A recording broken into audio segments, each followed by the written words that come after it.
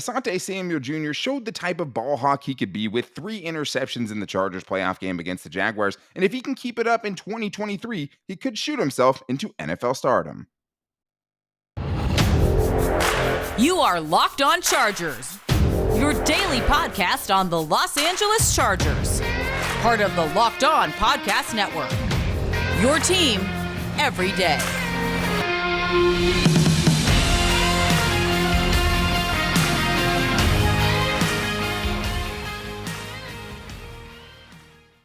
What is up, and welcome into the Locked On Chargers podcast. I'm your host, Daniel Wade, joined as always by my co-host, David Drogemeyer, and we've been covering the team together for 7 seasons now, but this is our 5th season as a host of the Locked On Chargers podcast, bringing you your team every day. Thank you guys, as always, for making us your first listen today, and to make sure you never miss the show, go subscribe to the Locked On Chargers YouTube channel, and also follow the show for free on all platforms wherever you get your podcasts from. And today we're talking about leaps, David, and a lot of people talk about players making leaps and, players having a breakout season. But I think there's different levels to it. And today we're kind of getting into all ends of the spectrum, talking about some guys who we could definitely see make a big time leap going into 2023. Someone like Asante Samuel Jr. showing that takeaway prowess. I think Zion Johnson could be set up for a big second season as well if he can work out some of those rookie issues that he had. And then there's the guys who have already made leaps. Joshua Kelley, Josh Palmer, guys who were much improved in 2022. Can they make another leap? Is there more that they can get to? And then there's the unlikely dark horses like JT Woods, Isaiah Spiller, because if those guys can really find a way to be contributors, then that changes the way you look at those position groups and definitely the Chargers' depth at this point. But let's start with the exciting one. Let's start with the sexy one, and that is Asante Samuel Jr., because you can be, a big-time name as a corner, especially if you get a lot of interceptions, right? Trayvon Diggs found this out, 10, 11 interceptions his second season, shot himself up, and they kind of went back down to earth. Well, Asante Samuel Jr. showed some of that in that playoff game. 3 interceptions, showed the instincts. And he's a guy, David, where especially since you saw him play 17 games, right? You saw his tackling improve, even though he had a bad miss in that game, where it's like it's not inconceivable we could see him take another step and he can kind of be the really ball hawking force on the Chargers defense. Absolutely. I mean, that performance against the Jacksonville Jaguars in the playoffs was fantastic. Getting 3 interceptions, those are the type of performances that could give you all the confidence in the world going forward, especially for a young player getting that chance on the big stage to really show out and introduce himself to the rest of the NFL. That is the type of moment right there that could really turn Asante Samuel Jr. from a prospect into a star. Yeah, and I mean, he's been good, right? Like his rookie year, he had the 2 concussions, and he came back. He wasn't quite the same, right? Last year, you saw him play the entire season, and there was ups and downs for sure. He had some bad games, and also had some really good games. I mean, it was against pretty bad quarterbacks for the most part, but like during that 4-game winning streak the Chargers had when the whole defense was playing well, like in those 4 games, he gave up 33 yards, right? Like he also, now 2 seasons, 4 interceptions for him. But then if you're counting that playoff game, like 7 interceptions in 2 seasons sounds a whole lot lot better than that, Yeah. But like one of the things that we've seen him do is kind of really lean into, first of all, being able to tackle, right? I mean, that's something that improved from year 1 to year 2 a little bit, even though he had that bad moment we'll get to. But the other thing is just trusting his instincts and going and make plays on the football, maybe leaving his zone a little bit to go make a play where there's something he sees developing before it happens. That's what we saw in that playoff game. And that's the thing is that if he fully leans into that, if he can get that confidence like you're talking about, I mean, that's going to be putting up kind of eye-popping numbers potentially if he figures it out. Yes. And I mean, like you said, interceptions in this business are fantastic and they really get you paid a lot of money. And a guy going into his 3rd year of the 4th year of his contract, I mean, the more interceptions he racks up, the better it's going to be for his pockets. That's the big stat that everybody talks about. But I think the one thing you talked about just briefly was the tackling.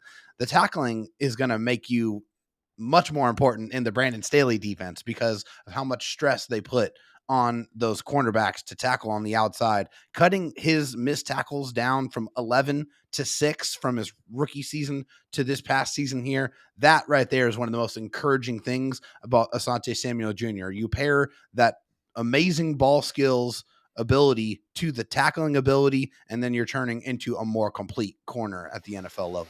When he's undersized, so it's always going to be somewhat of an issue, right? The want-to has never really been a problem, but at the same time, I mean, being able to be a good run defender is something he just wasn't in 2022, and that's a place where he has a lot of room to improve because being a good run defender doesn't always have to do with tackling. Yes, you have to Right. be a good tackler, but the other thing is if you're running yourself into a block and not keeping contain, that's bad run defense and potentially Yeah. not a missed tackle, right? And we saw a lot Right. of plays break on the perimeter, and he wasn't the only problem by any means. But what I want to get into with these leaps that we're going to talk about, guys making a second leap and, unlikely leap is just what could get in the way of that. And for me, with Asante Samuel Jr., there's two things, right? The poor tackling. If the tackling can't get better and more teams want to just isolate him like they did in 4th and 1 in the Jaguars game, right, to really finish that comeback, that's going to be a big problem. And the other thing is being risky has its downside, right? We also saw him not be able to make that tackle and also get beat on a double move for a touchdown, as it seemed like in that game as well. So, like, the way it, doesn't happen is just those risks don't work out, right? And he just starts getting beat more and more because he keeps taking those risks. But it's one of those things we were talking about, like, it's hard to gauge that because obviously what made him special in the first half of that game was him going full out with his instincts and being able to put himself where the ball was going to be.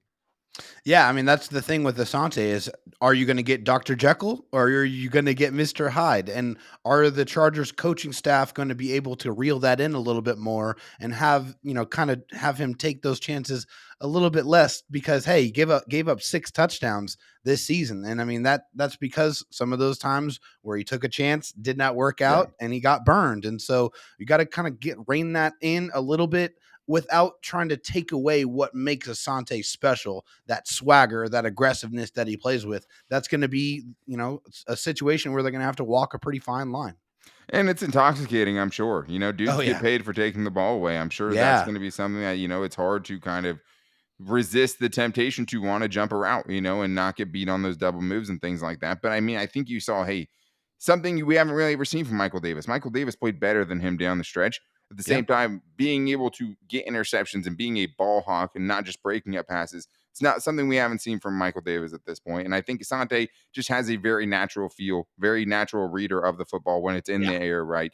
Has pretty good hands for the most part, even though we saw him drop a couple last year too. But Yeah. Zion Johnson, I'd put in the same category as someone I think it's very likely he could have a big leap. I think guard's a very hard position to play in the NFL and come into as a rookie. But I think, especially with the dominant stretches we saw from him as a run blocker, I think, with the improvements he made as a pass blocker, like he's one of my prime candidates to be much better, even though it might be harder to tell because he's an offensive lineman.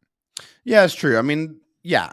And I think one thing, especially for Zion, that was a little bit unfair was that you had the Chargers selecting Rashawn Slater the year before, Sure. and he plays at an all pro level. And those expectations being that next first round offensive lineman that the Chargers take was probably a little bit unfair to Zion Johnson. And I think the reason why I'm encouraged with Zion are 3 things. The technique is fantastic. The intelligence is clearly there. He's a very, very smart player. He learned from his mistakes. He did not make those same mistakes again. And the brute strength. He had that ability to just road grade people, run people over. And so I think those are 3 reasons why I am very encouraged with Zion Johnson and why I feel like after a full season of NFL experience, he's going to go to work this offseason, come back a much, much more productive, much more confident player. Yeah, and there's just certain things you can't teach, right? Like, I mean, against the Colts, he picked up DeForest Buckner and like literally just moved him out of the way for a goal line touchdown, like a Yes. dude who's gigantic. So like he He's has some a freak. intangibles where Yeah. it's like he's not just intelligent, like he plays the physical role as well too. I mean, that Yes. wasn't the problem. If he was getting blown up and running and run blocking, I'd be more concerned. Right. The finesse of pass blocking is going to take some time, and then you also factor in the fact, part of the reason I think it, what could stop him next year, right, was just the turnstile at right tackle with Trey Yeah. Pipkins in and out and having Foster Sarrell and Storm Norton next to him and Corey Lindsley getting banged up and having to leave some games and miss some games as well, right? So, Oh, like, there wasn't a lot of time for him to build some chemistry with the guys he was out there playing with. And I think that really, really hurts you as a rookie. And I think what we saw, with Rashawn Slater was with how good Matt Filer was, that really, really helped him his rookie yeah, I season did. too. And he's just a freak. I mean, he's a unicorn. And tackle and guard are obviously a different position, but I do think that Zion Johnson has everything it takes to really be, a top 10 guard in this league, really be, in the upper echelon of offensive linemen in this league and be protecting Justin Herbert, hopefully, for a long time. But there were also players, Dave, we saw who kind of take last offseason and come back looking like different players. I think Josh Kelley's the first one that comes to mind, just physically looked like much more explosive. And Josh Palmer thrust into a role we didn't necessarily see him being thrust into, wide receiver 2 for most of the year, comes up and doubles his production from his rookie season, right? Can those guys take another step? Is there another leap to be made from those guys when you take in the fact that, hey, guys could get drafted at their positions, but they do have a new offensive coordinator. Maybe he has a new vision for him. So we're going to talk about if those guys can take that next step and become even bigger factors in the Chargers offense coming up after this. But we talked about the unicorn of left tackles. Now I'm going to talk about the unicorn of protein bars, and I'm talking about Built Bar. And the reason it's a unicorn is because it's very, very rare that you find something that fits on your diet and also tastes like a candy bar. It's not supposed to happen. We didn't think the science was there yet, but I'm here to tell you those problems are over, because with Built Bar, you're getting something that tastes great, and you're also getting something that fits on your diet and is good for you as well. And it's 100% covered in chocolate and soft and easy to chew. But for me, the difference is the flavors that you get with Built Bar. We're talking about flavors like churro, peanut butter brownie, coconut almond. Those aren't things you're allowed to eat on your diet, right? And double chocolate, coconut puffs, cookies and cream. Those are candy bar flavors. So get something that tastes like a candy bar, but also most bars have only 130 calories, 4 grams of sugar, with a whopping 17 grams of protein in them. So many flavors to choose from. If you get the boxes, you will find one that you like. You will find your favorite flavor, and now you can find them at Walmart and pick up a 4-bar box there, or you can go to Sam's Club and pick up a 13-bar box and really get that value and just get as many as you can, because you're going to run out, then you're going to be upset. If you want to do it online, though, and since you listen to this show, you can save some money. You can go to BuiltBar.com and use the promo code LOCKED15, locked on 15, all caps, and you'll get 15% off your next order. All right. Well, I do think those guys we talked about before, you can really see it, right? You see, it wouldn't take much imagination to kind of see how those guys take the next step and kind of maybe turn themselves into kind of premier players at their position in the NFL. Other guys, it's not that clear cut, right? And I think with the guys who already kind of have made that leap, it's a little bit harder to see it. And I think Josh Palmer fits in great with this, because obviously from year 1 to year 2, he came in and he produced at a high level. The guys he was producing for when they were out, Keenan Allen, Mike Williams, those are very big shoes to fill. But I mean, just when you're looking at it, David, I mean, there's no comparison between the production that Josh Palmer had in 2021 that he did in 2022. Like, he literally doubled everything basically except for his touchdowns, right? But like, can he take the next step after that? Can he become a bigger part of the offense? That's what we have to see. And I think there are some reasons to think he could. Yeah, I mean, I think I think he can.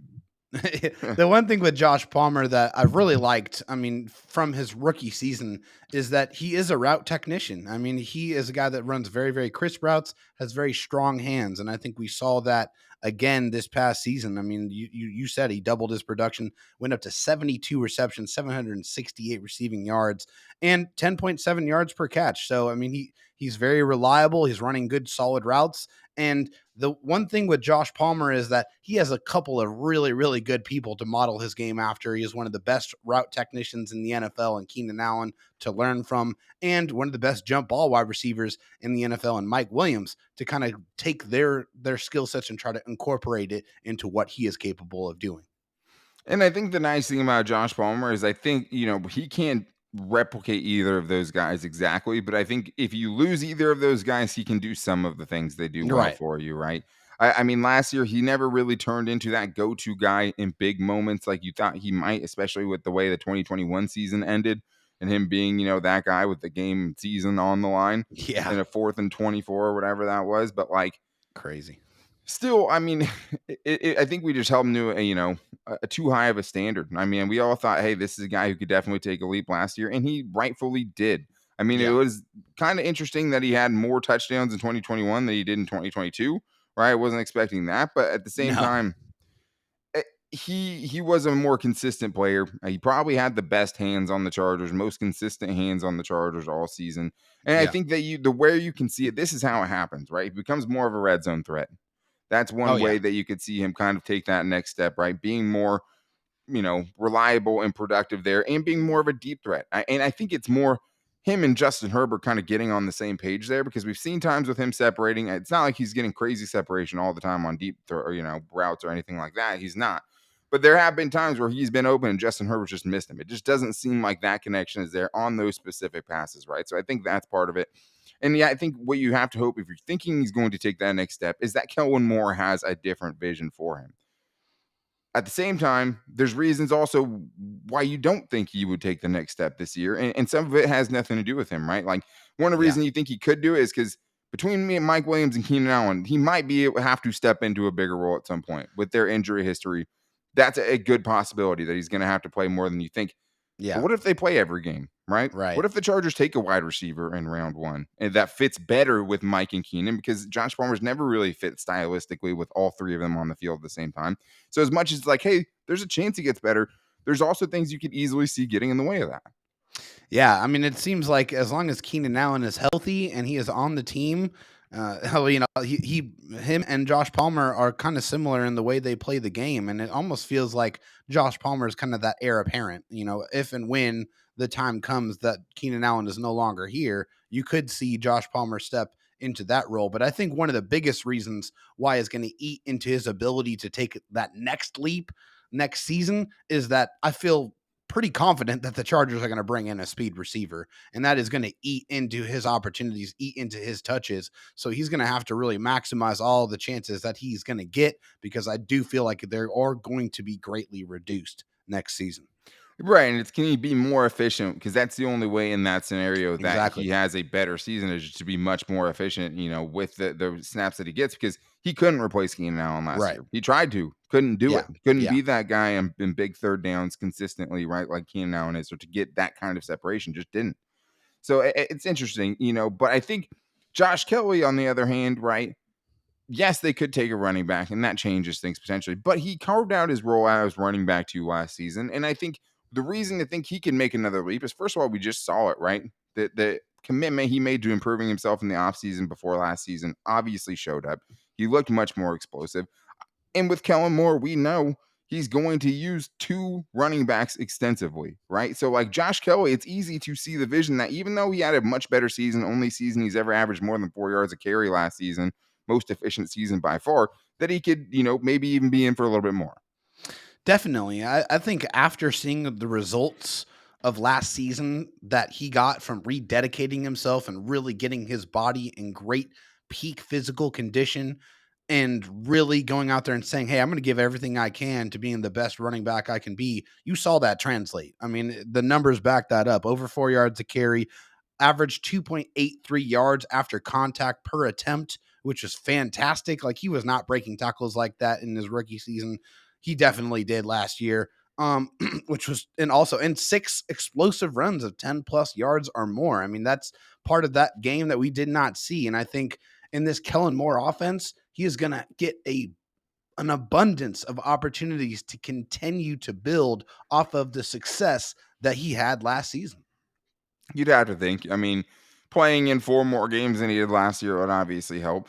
And I Yes, think if you're looking at what could get in the way of it, right? Obviously, maybe he regresses, right? Comes back in, sure. doesn't look as explosive and ain't as good as he did last year, or gets hampered by injuries, which makes it kind of harder for him to show that. There's lots of things there. But I think the other thing is, too, is what if he's going into this training camp as kind of a battle for RB2? Is he going to be given that role under Kellen Moore, right? Will Isaiah Spiller get a shot? Will the Chargers bring in a running back in the draft? Especially, Yeah. obviously, if Bijan Robinson gets drafted in the first round, I don't know where Josh Kelley fits into that situation, assuming that Yeah. Austin Eckler is on the field, right? Because Kellen Moore did use 2 running backs and used, 4 or 5 running backs, but like 2 of those guys got the lion's share of the Oh, yeah. carries, right? So, like, it's hard to imagine 3 running backs who are going to have a gigantic impact in the Chargers offense. Does Isaiah Spiller have a chance? Because I think that's one of the things that would obviously get in the way for Josh Kelley. Last year, it wasn't close. Isaiah Spiller couldn't get on the field, and Josh Kelley Yeah. was a big part of that, right? Yep. And that's why it's going to be interesting because as much as you think Josh Kelley could break out, it's like the reason you think Isaiah Spiller could break out is because we haven't seen it, right? There's so Yeah. much, unknown there, which could go either way, right? But like you want to see it more. And to me, he's one of those guys that's like, he's going to have to earn it in training camp. That's one of the things that could stop him from making a leap. But I do think there are a couple unlikely players who could make leaps in 2023 that we're not thinking are going to right now, like Isaiah Spiller. What if JT Woods figures out how to tackle? There's a lot of things. And I think if those guys can do that, it changes the entire way you look at the roster depth and also how you're feeling about the strength of those position groups. So we're going to get into that right after this. Well, I guess we should continue with the running back talk here with Isaiah Spiller because I think there's a lot of things that apply to both him and Joshua Kelley. I mean, I think as far as the running back position, like where you could see the most excitement at that position, assuming the roster stays pretty much the same, is for Isaiah Spiller to kind of have a breakout season, is to see a lot more of Isaiah Spiller. And he looks more like the answer. He looks more like the running back of the future, David. And I think that's why he makes himself into this, conversation is Josh Kelley, we've already seen make the leap.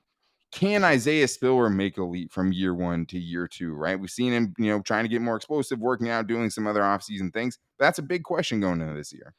Yeah, I mean, considering he only got 30 touches last season, it seems like anything would be a leap for him. Not even 30 touches, right? I mean, 18 attempts, three catches, so 21 times he touched the Well, I ball mean, last 30 year. snaps. Yeah, sorry, 30 snaps. He had 30 total snaps all of last season. He was only active for about 5 games. His best game was against the Atlanta Falcons, where he had seven carries for 29 yards, which was really the extent of the amount of work that he got last season. And I Yeah. think there was a couple things that went into that. I mean, he struggled to get on the field. He was recovering from that injury. The foot injury was still hampering him. Also, with a quarterback that was, nursing a rib injury, you couldn't really afford to put a running back on the field that you didn't quite trust in pass protection. So it was one of the other things that took a while for him to kind of gain that trust, and it just didn't really ever materialize. So opportunities is going to be the biggest name of the game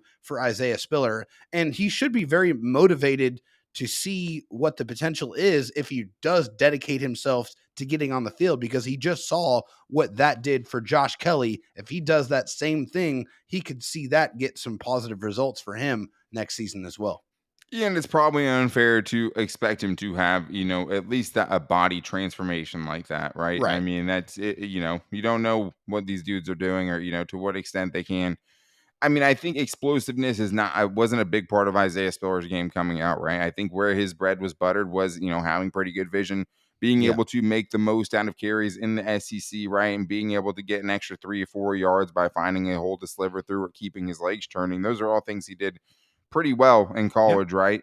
I think one of the biggest things for Isaiah Spiller, David, is he, you know, right now has a fresh start under Kellen Hmm. Moore. So like whatever bad happened last year, like he can pretty much wipe the slate clean there. Like I have to think going into this year, he's at least, in the conversation for snaps. Like I have to think as a 4th round pick, they're going to want to be seeing more of him, but like he also feels like he's a running back basically taken in any round of the draft away from kind of falling off the earth altogether. Yeah, and the Chargers have a track record of drafting running backs, as they have done it the last 3 drafts. So it is not inconceivable to think that they are going to try to do that again. Well, And because none of those 3 guys that they've drafted have obviously shown that they're the long-term answer, right? Like, I mean, that's Josh right. Kelley is going into year 4 right now. You're going to give him a Hmm. contract extension after what you've seen so far? Like, Yeah, you can't. how can you feel good about any of those guys at this point, and including Larry Roundtree into this conversation as well, right? Yeah, and I mean, Kellen Moore has to come in here with the agenda of improving this rushing offense, because it was one of the worst in the league last year. I mean, they said that they want to get more balance. They said they want to be able to run the ball more efficiently, and we've seen what most of the running backs on this roster are capable of. But we have not really seen was what Isaiah Spiller is capable of. And so with him being under Kellen Moore and having that fresh, clean slate, he has a real opportunity to show what he can do and try to carve out a role for himself this season. It doesn't seem like it's impossible. I think No. that the problem is the small sample size we saw wasn't good, right? I Right. mean, even in the preseason training camp, it's not like we really got to Yeah, nothing see. spectacular. No, I No. mean, we don't know if that level of athleticism, right? If his game translate into the NFL at this point, he has Yeah. not got a chance to show it. So it's unfair to say he doesn't. But there's Right. also not much to make you feel good about it either. I mean, he was a good player coming out of college. Not all college running backs, especially as 4th round picks, translate. But I Right. do think there's a chance that he can show it. And I think with Kellen Moore at the helm, he's going to have a guy where it's like Kellen Moore's going to want to put the best people or the people who fit best into his defense or offense on the field, right? So like Yeah. that's all he can ask for. And if it doesn't happen for Isaiah Spiller, it's because a running back gets drafted and beats him out, or just he goes into this training camp and can't find a way to earn these snaps. Because I think we can all say going into it, he has to earn them. I mean, nothing was earned for him in 2022. he has an uphill battle. I'm hoping we can do it. I hope we can see, one of the best SEC rushers in college, and I hope we can see that translate at the NFL level, because I do Yeah. think there's some things. I mean, especially as a pass catcher, he's always been a really, really good pass catcher. He has some skills that I think, they can definitely work with. Can he be special, right? Can he be, a really good runner? Josh Kelley was the best runner of the football last season. It wasn't Austin Eckler. So, like, we could see that happen again potentially with Isaiah Spiller. It's just so hard to say at this point, but also why he's kind of a dark horse to make a leap this year. But let's talk about JT Woods, because talking about dark horse candidates, right?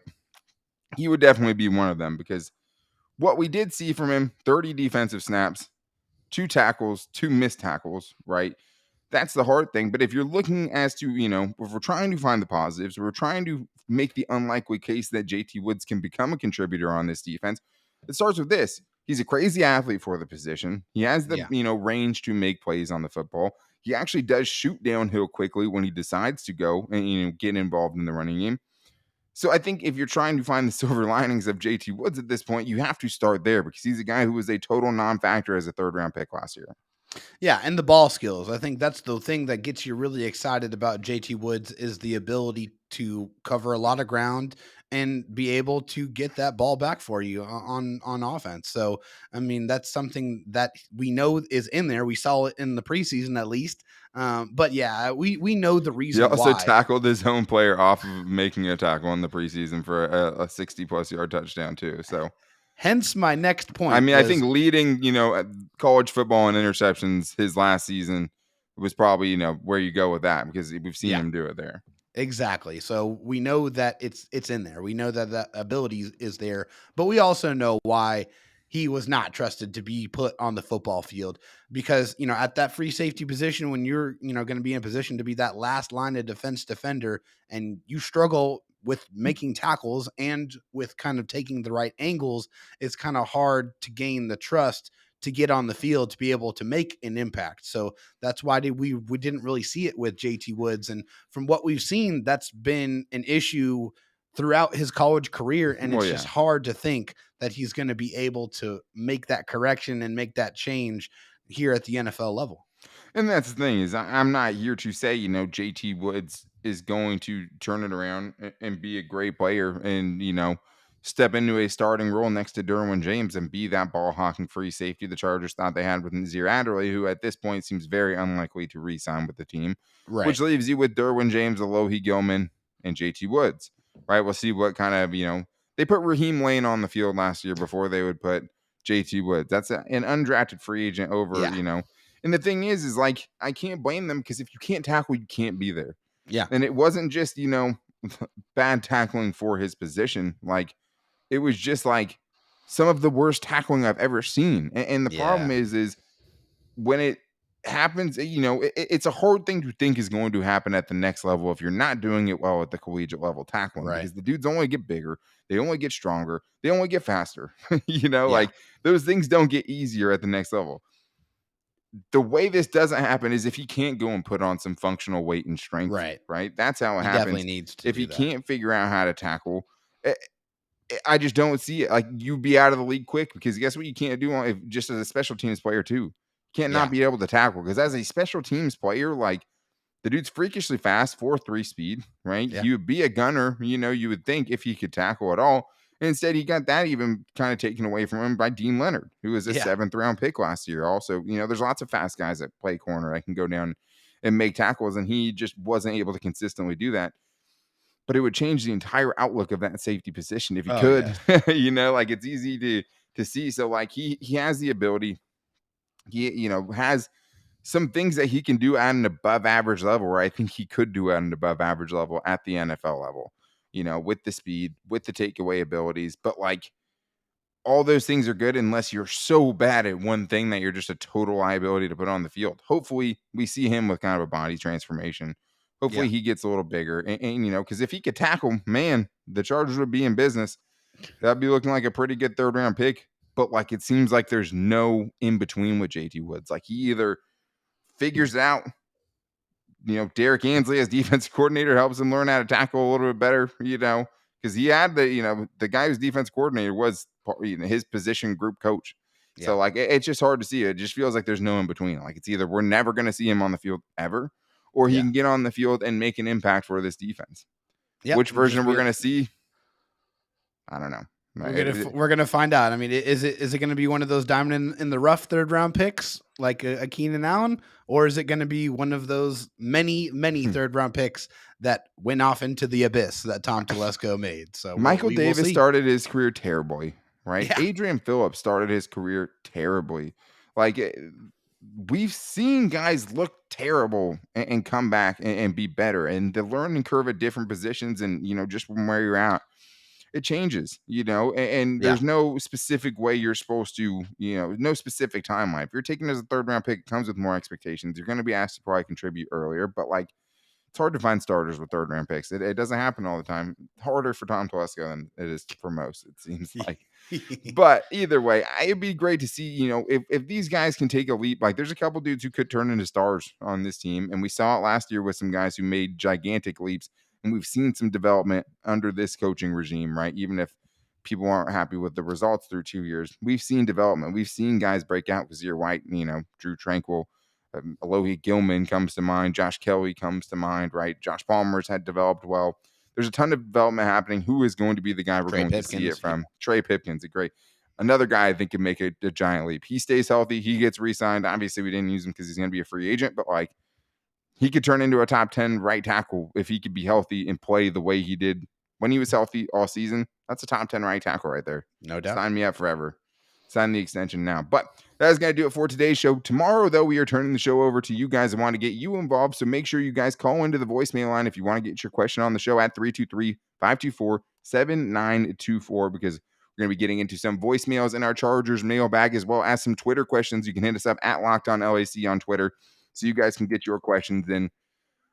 If you give us a 30-second voicemail, if you give a good, relevant question, you should make it onto the show. We try to get as many as we can as possible. And then later in the week, we'll have Tom Telesco, hopefully, and Brandon Staley's press conferences from the Combine. I have to think we're going to get some media availability there and kind of get their thoughts on everything that's happened, because we haven't heard from them since all these new hires happened on defensively and offensively. But to make sure you don't miss the show, go subscribe to the Locked On Chargers YouTube channel and also follow the show for free on all platforms wherever you get your podcast from. You can also find the show every day on our personal Twitters, which you can find from me at Dan Talk Sports and David Drogemeyer on Twitter at DroTalkSD. You can also find the show on our at Locked On Chargers Instagram page and our Locked On Chargers Facebook page. Thank you guys again for making this your first listen. If you need a second listen, you're getting draft fever, make sure to check out the Locked On NFL Draft. Damian Parson and Keith Sanchez provide in-depth coverage of the NFL's biggest draft prospects with deep dives into sleepers, hidden gems that could help your NFL franchise. So make sure to check that out wherever you get your podcast from. But make sure you're back here tomorrow for our Fan Mail Wednesday episode. But until then, guys, take it easy and go Bolts.